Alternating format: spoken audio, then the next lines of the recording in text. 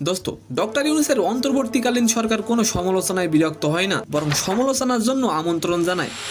দোস্ত, অন্যদিকে ভারতের বিখ্যাত ইউটিউবার এলভিস যাদবের সব সম্পত্তি বাজেয়াপ্ত করা হয়েছে। কিন্তু কি কারণে এলভিসের সাথে এমন ঘটনা ঘটলো? সালাম, নমস্কার দোস্ত।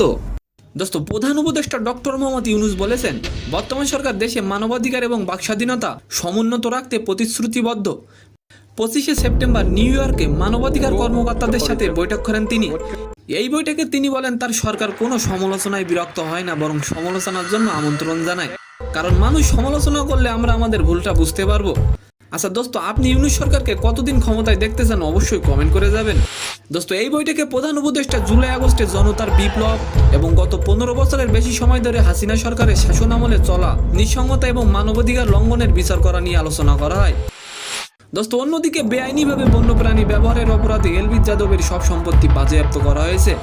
বন্যপ্রাণী অপরাধ আইনে মিউজিক ভিডিও ব্লগে পুরুষদের ব্যবহার বেআইনি।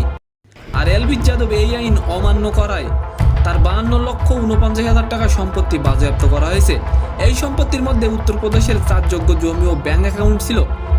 এর আগে 2002 সালে আর্থিক প্রতারণা চক্করে তার সম্পত্তি বাজেয়াপ্ত করা হয়েছিল। তো সম্মানিত দর্শক, আজকের ভিডিওটি কেমন লাগলো অবশ্যই কমেন্ট বক্সে জানাবেন। আর ভিডিওটি যদি ভালো লাগে অবশ্যই একটি লাইক দিয়ে আমাদের চ্যানেলটিকে সাবস্ক্রাইব করে দিবেন। ধন্যবাদ।